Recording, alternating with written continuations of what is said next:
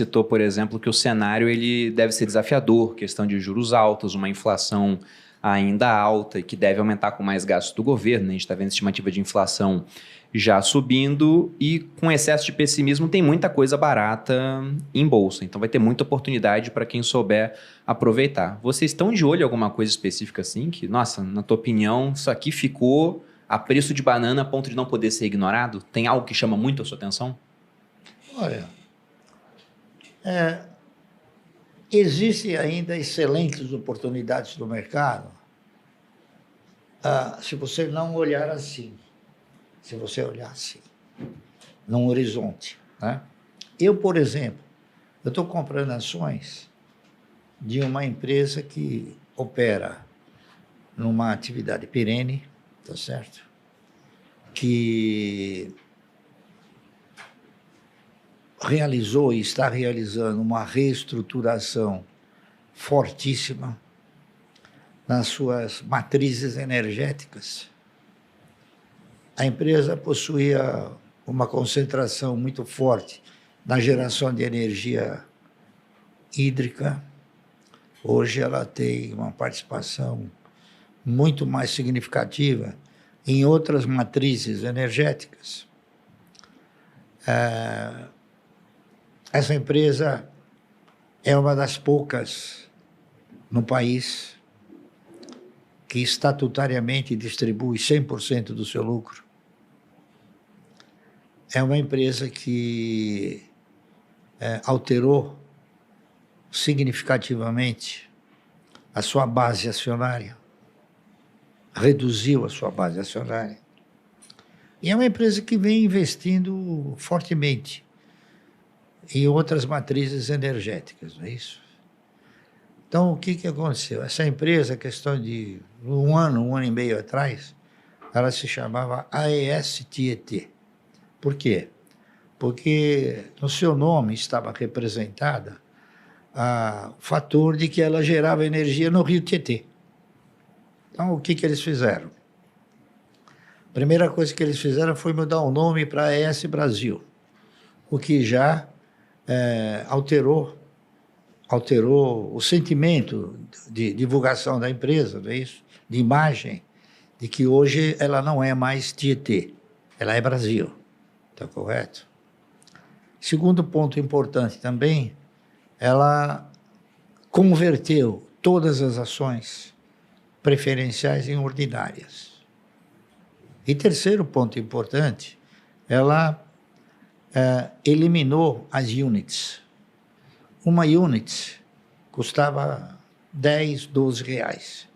E ela estava representada por 5 ações.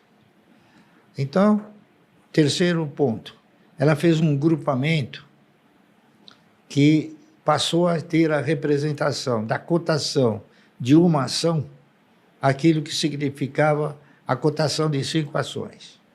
Então, se você interpretar esse pensamento, você vai chegar numa conclusão seguinte. Hoje, uma ação da AES Brasil custa, eu comprei alguma coisa hoje a 9,25, 9,25, 9,27. Você divide por 5. Dá 1,80, 1,80 e pouco. Eu acho que é uma empresa que a cotação dela, ela não está de graça. Ela está praticamente dado isso aí. Entendeu? Só que existem aqueles que enxergam assim e aqueles que enxergam assim, num horizonte. Está correto? Então, eu acho que agora, pelo fato dela ter uma base acionária bem menor, o rateio do lucro vai significar mais dividendo por ação. Tudo isso é o quê? É futuro. Está entendendo? Então, eu gosto de comprar o futuro. E eu estou comprando o futuro. Por isso que eu gosto sempre de debater o futuro. Isso é muito interessante, porque você está com 84 anos e sua cabeça ainda é de longo prazo. Claro. Você não está comprando pensando em vender no ano que vem ou no próximo. Não. Veja bem, isso daí faz parte da minha carteira de renda mensal. Então, isso daí é uma coisa invendável. Né? Não interessa o preço que ela possa alcançar. O objetivo será sempre o quê? contemplar a minha renda mensal. Você já fez uma conta Barsi, para saber o quanto do seu patrimônio veio, por exemplo, após... Vou dar uma idade X aqui, 65 anos, porque o Warren Buffett lá fora, uma das coisas muito divulgadas sobre ele é que hoje a riqueza dele é de uns 110 bilhões, se eu não me engano, de dólares. E disso, 107 bilhões vieram após os 65 anos. Você sabe o quanto que veio na sua vida, assim, depois que você já estava aposentado, entre aspas? Olha, nós temos uma diferença muito grande. O Warren Buffett, ele administra um fundo. E o fundo não é só dele. Ele tem muitos que aplicam no fundo. E outra coisa, ele não distribui dividendos. Entendeu?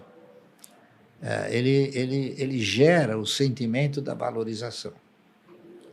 E é claro, mas o sentimento, então, é que ele tem um patrimônio grande.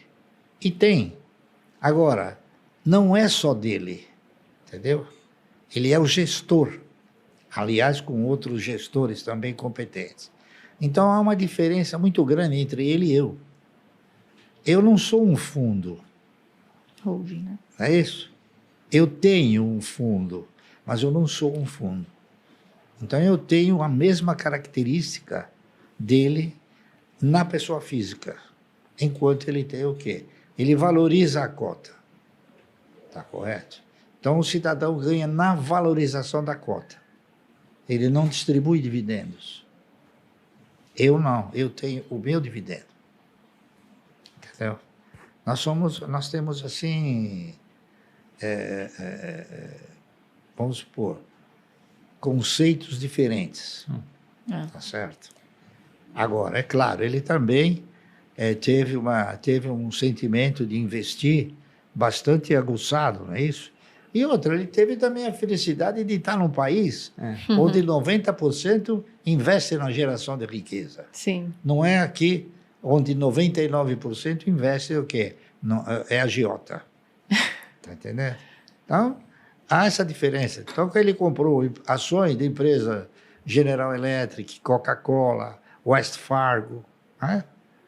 Aqui você é obrigado a comprar outras empresas que não são idênticas lá. E o crescimento foi fantástico. Mas o padrão de multiplicação de patrimônio ele é muito parecido por conta da fórmula, da equação. É o tempo. Exato, é o tempo. Então, se você for pensar nas histórias do livro, né? Sei lá, o primeiro milhão ali no final da década de 70, para o primeiro bilhão, que foi em 2012, eu me lembro, porque foi quando eu descobri que eu era filha de bilionário, enfim. Essa história é ótima, eu já contei que eu passei em frente à banca, vi lá meu pai, o Lírio Parisotto e o Guilherme Afonso Ferreira na capa da Exame, os bilionários da Bolsa. Eu, opa, como assim, né? Então, o primeiro bilhão que foi... Você descobriu pela revista, Pela então? revista, descobri pela revista. Então, imagina, do primeiro milhão no final da década de 70 para o primeiro bilhão, quantos anos não foram, né? Até 2012. Para 4 bilhões, 3,5, enfim, isso varia muito, mas multiplicou por 4 nos últimos 10 anos. Né? Então, obviamente... O tempo, há uma relação, né? bem forte. Tá entendendo?